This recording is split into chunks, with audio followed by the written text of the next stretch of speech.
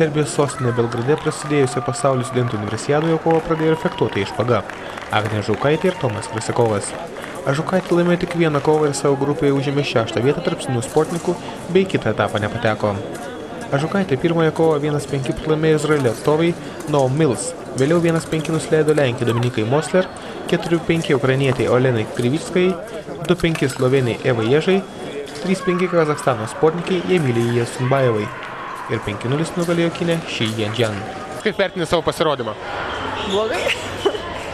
Ne, iš tikrųjų, ko gero, nesugebėjau sutvardyti ir su įtampa susitvarkyti.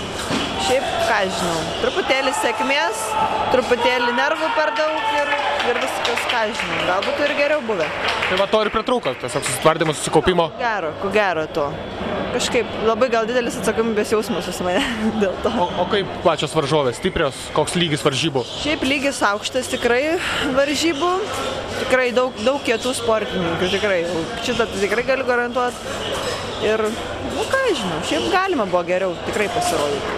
O kokie ateities planai dabar, kokios sekančios varžybos? Dabar iškart po universiados užėjome Europos čempionatą suaugusių, o paskui keletą savaičių poilsio ir ruošimės pasaulio čempionatui. Tai. Europos čempionatas, kokie tikslai galbūt, kokios vietos ar...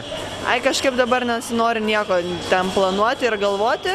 Šiaip truputėlį jaučiuosi pavargus, jau po viso sezono ir po visko.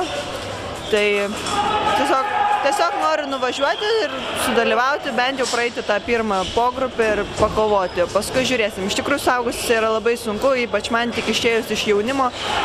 Tai dar dasideda tas psichologinis toksai, kad jau tu viskas, jau tu jau nebesidam jaunime. Ir, sunku tas, dar tą sunku perėti. Tuo tarpu Tomas Krasikovas sėkmingai įveikė grupės barjerą. Pirmąją kovą jis pralaimėjo šveicarui Fabian Koter 4:5. Po to įveikė šveicarą Peter Lingvist 5:3 ir dar iškovojo 3 pergalės įveikdama serbą Danilo Nikolič 5:4, kinietį Quenchina Huau 5:1 ir slovėną Jurę Jezą 5:4.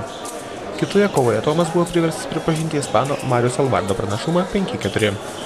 Antrajame etape Tomas Krasikovas suklupo jau pirmoje kovoje, 9:15 pralaimėjęs rusui Sergejui Tichomirovui ir pasitraukė iš tolimesnės kovos dėl medalių.